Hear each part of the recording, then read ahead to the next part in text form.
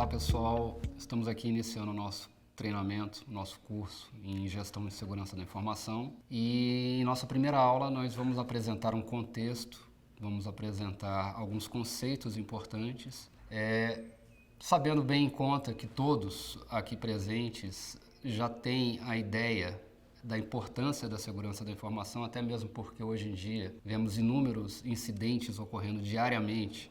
Basta acessar a internet e procurar por vazamento.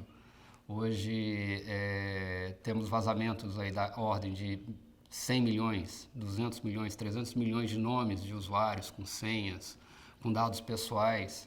Isso de empresas gigantescas, americanas, europeias e até mesmo no Brasil, que não tiveram a devida salvaguarda para proteger a segurança da informação e os dados dos seus usuários. O que a gente tem que estar tendo em mente no nosso treinamento é exatamente esse contexto, né, de que hoje as empresas são alvo. Então, o próprio Ministério Público a gente vê como sendo um alvo aí, em função de toda a visibilidade na mídia que a gente tem tido. E, como tal, a gente tem que ter as devidas salvaguardas. E o que são essas salvaguardas?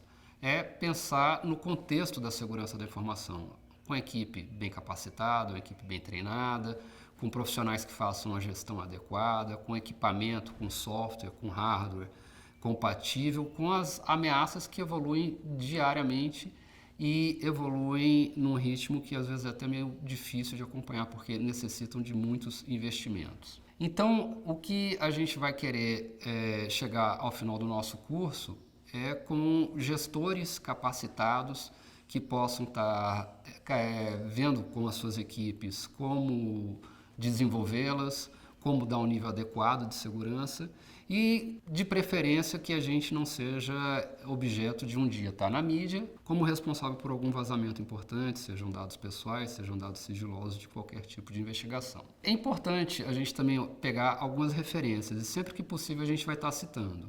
Então, já para citar a primeira, o National Institute of Standard Technology dos Estados Unidos, o NIST. Ele tem um framework bastante interessante que se chama NICE e esse é um framework que ele mapeia várias profissões dentro especificamente da segurança da informação. Então, dentro desse mapeamento, ele é interessante para a gente na medida em que ele diz exatamente quais as características, quais as qualificações, quais os conhecimentos necessários que um profissional de segurança da informação deve ter. Então, fica a referência aí para a gente poder estar acessando, para poder estar lendo.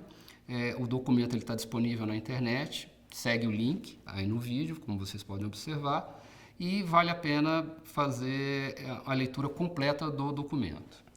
E, para finalizar essa nossa introdução, é importante a gente falar da questão da segurança da informação. Durante muito tempo, esse conceito era um conceito um pouco vago, é óbvio, porque a própria tecnologia da informação ela evoluiu com o passar do tempo, né? Digamos assim, um paradigma novo, a gente usa a TI. Então, a segurança ela surgiu em necessidade dessa proteção. E, de uns anos para cá, alguns autores evoluíram o termo de segurança da informação para segurança cibernética, na medida em que considera-se não somente os ativos de tecnologia da informação propriamente ditos, mas todos os ativos que vão prover a infraestrutura dentro de uma empresa, dentro de uma cidade ou até mesmo de um país. Hoje, uma grande preocupação dos governos, inclusive, é essa, de proteger os ativos contra ataques de nações inimigas para que eles não estejam vulneráveis. Então, como exemplo, a gente pode citar a questão do fornecimento de energia elétrica. Se a gente para esse fornecimento, você gera uma situação realmente caótica no país. Um outro exemplo é a questão bancária.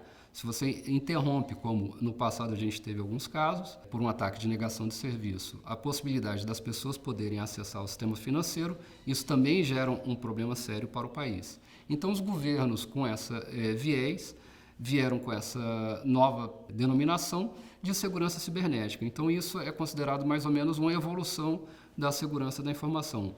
Mas o que vale, o que é importante aqui para a gente no nosso treinamento e reforçando, é que a gente tenha uma equipe qualificada, capacitada, com as ferramentas adequadas para poder fazer esse tratamento de segurança, seja ela da informação, seja ela cibernética. Continuando, né, para ter um conceito um pouco mais prático, a gente elaborou aí uns itens que a gente está chamando de mandamentos do gestor de segurança da informação. Esses mandamentos, eles não são exaustivos, mas eles abrangem praticamente que os principais e mais relevantes aspectos que um gestor deve observar. O primeiro mandamento é: participará junto com a sua equipe em atividades de prospecção de tecnologias. O segundo mandamento é: implementará as demandas de segurança com requisitos de conformidade, privacidade e corporativos. O terceiro mandamento é: monitorarás todos os seus ativos de segurança, como Next Generation Firewall, IDS/IPS, CIEM, DLP, antivírus, entre outros. O quarto mandamento é: estarás atento aos desafios diários como sites maliciosos, vulnerabilidade, zero days, espionagem, crime organizado, funcionários insatisfeitos, script kids, hacktivistas, entre uma enorme gama de desafios que a gente tem a enfrentar.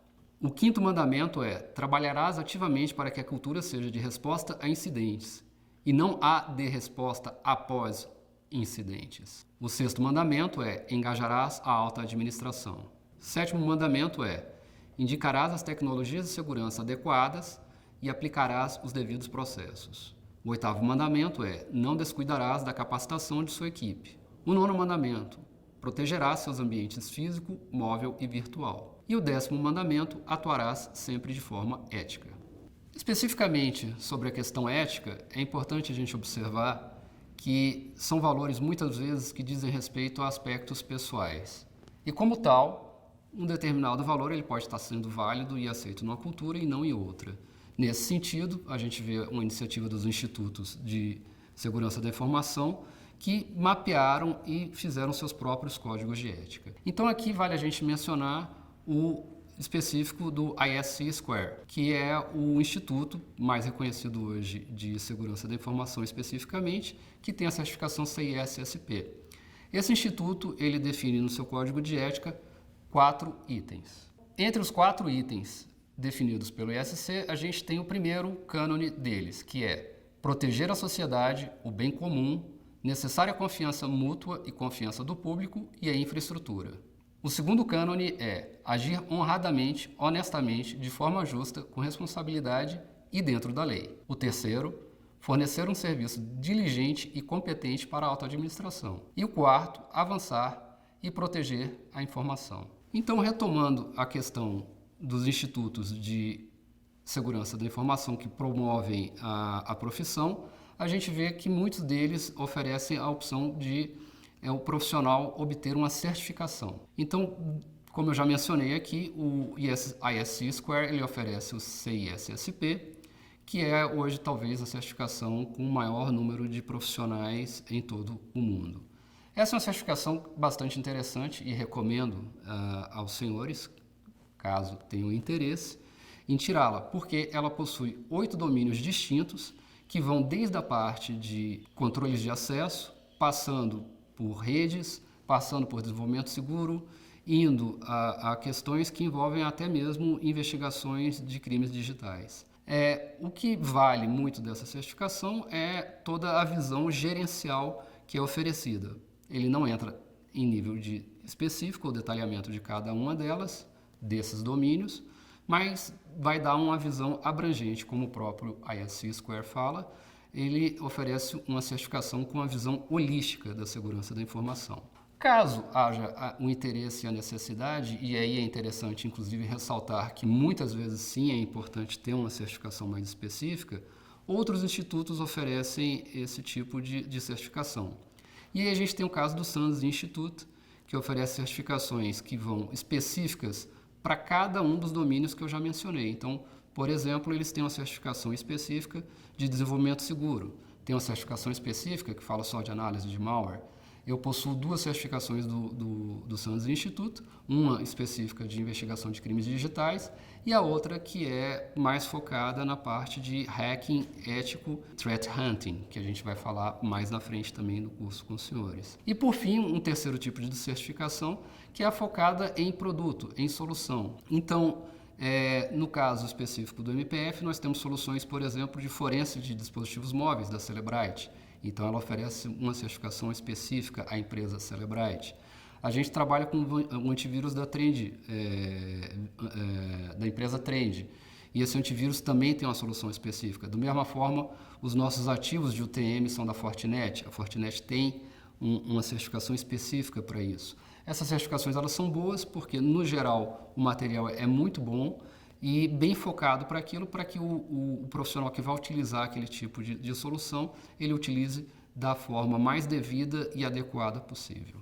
Então, falando sobre certificações específicas na questão dos órgãos públicos, a gente tem a Instrução Normativa número 17 do Gabinete de Segurança Institucional, especificamente o Departamento de Segurança da Informação e Comunicação, que editou a norma, que é vinculada à Presidência da República, e lá a gente tem diversas certificações na área de segurança da informação como recomendadas. É importante que a gente busque essas certificações, tendo em vista que o mercado mesmo já ditou como sendo de grande valor o conteúdo ali apontado em cada uma delas. A segurança da informação, de uma forma mais acadêmica falando, ela se divide em 3 grandes pilares, conhecido como a tríade CID: confidencialidade, integridade e disponibilidade. Alguns autores, especialmente tenho visto aqui no Brasil, ainda acrescentam um quarto elemento, que é a autenticidade, mas este não é considerado muito parte da tríade, tendo em vista que a integridade já aborda esse aspecto. Sobre a confidencialidade, a gente tem que observar que existem alguns aspectos importantes. Ela vai tratar exatamente daquele conteúdo que tem algum nível de sensibilidade e o qual ele não pode ser divulgado, ele não pode ser visto. Então, além do próprio nível de sigilo, é um subconjunto da confidencialidade, por exemplo, a privacidade. E aí a gente tem, em 2020, em fevereiro, entrando em vigor a nossa Legislação Geral de Proteção de Dados. E esse, inclusive, vai ser um objeto que vai ter que ser endereçado e tratado devidamente dentro do Ministério Público. O segundo princípio é o da integridade. A integridade ela vai garantir que a informação ela é oferecida para o usuário de uma forma tal que ela não foi adulterada, de uma forma tal que ela está confiável. Dentro da integridade, a gente tem um aspecto bastante importante, que é a garantia que aquele conteúdo de fato não foi manipulado por meio do uso de hash. E o hash nada mais é do que uma função de cálculo matemático, na qual, para uma entrada de um valor arbitrário, eu vou ter uma saída de um valor fixo. Então, hoje, por exemplo, temos em uso e validado o hash, o SHA-256, que na verdade é um padrão definido, mais uma vez, pelo National Institute of Standard Technology dos Estados Unidos, e esse padrão de hash é considerado mais aceito em função dele não ter vulnerabilidades. No passado se utilizava muito o MD5 e se utilizou o SHA-1, não sendo hoje mais recomendados em função das vulnerabilidades. Mas, retomando o conceito de SHA e de hash, ele, na verdade, para uma entrada, que pode ser um arquivo, pode ser um disco rígido, pode ser um vídeo, pode ser qualquer conteúdo, de qualquer tamanho, ele vai me gerar uma saída. Então, o próprio nome do SHA-256, ele já me diz qual é o tamanho dessa saída. Essa saída ela vai ter 256 bits. Se eu mudo uma vírgula, um ponto ou um espaço em qualquer conteúdo da minha entrada, desse arquivo, desse HD, desse texto, desse vídeo, desse áudio ou o que for, isso vai me gerar um efeito chamado efeito avalanche, no qual a saída do meu hash vai ser completamente diferente. Então, para um conteúdo que é modificado, eu vou ter uma garantia de que aquele foi alterado na medida em que o hash vai estar diferente, não vai ser mais o mesmo. Bastante utilizado também em perícias computacionais e investigação de crimes digitais. Como eu já mencionei antes, a questão da integridade, dentro dela a gente tem um subconjunto que é a autenticidade. Então, a autenticidade é garantir que aquela informação é autêntica. Para tal, eu tenho que garantir, obviamente, que ela não foi modificada. E por isso a autenticidade é considerada um subconjunto da mesma, não podendo ser considerado, como alguns autores gostam de colocar, uma característica ou um princípio da segurança da informação. Retomando, são 3 os princípios: confidencialidade, integridade e disponibilidade. Falando sobre a disponibilidade especificamente, ela nos diz que a informação ela vai estar acessível para o usuário no momento em que ela for necessária. Então, a gente tem visto aí muitos ataques, por exemplo, contra a disponibilidade, com a negação de serviço, os ataques de Denial of Service, ou Distributed Denial of Service, que tem sido mais utilizado, na medida em que ele é difícil de ser detectado, na qual uma quantidade enorme de requisições ela é feita e o equipamento ou o servidor ele não tem condições de atender e termina não tendo a disponibilidade devida para as pessoas que deveriam ter acesso. E aqui cabe a ênfase de que as pessoas que devem ter acesso, elas devem estar devidamente autenticadas naquele sistema. A gente mais para frente vai falar sobre os critérios de autenticação. Falando sobre a autenticação, a gente tem os mecanismos também conhecidos como AAA, no qual a gente tem a autenticação, a autorização e a auditoria. Esses mecanismos eles são essenciais para a segurança da informação, na medida em que eles me permitem identificar quem é o usuário, permitir o acesso caso ele tenha essa permissão ou não e, por fim, auditar e verificar se os acessos estão sendo devidos e permitidos somente para aqueles usuários que deveriam ter o acesso. E mais ainda, em casos de investigação, é importante ter esse log de auditoria, que é ele quem vai permitir determinar quem acessou um determinado recurso em determinada data. É claro que isso tem que ser sempre estudado e definido e analisado em conjunto com os desenvolvedores, em função do overhead que às vezes a auditoria pode estar causando. Por hoje era isso, a nossa aula, o objetivo era só realmente contextualizar e apresentar os principais conceitos. Na próxima aula nós estaremos entrando um pouquinho na parte de segurança da informação e como devemos tratar a resposta a incidentes e a forense digital. Obrigado e até lá.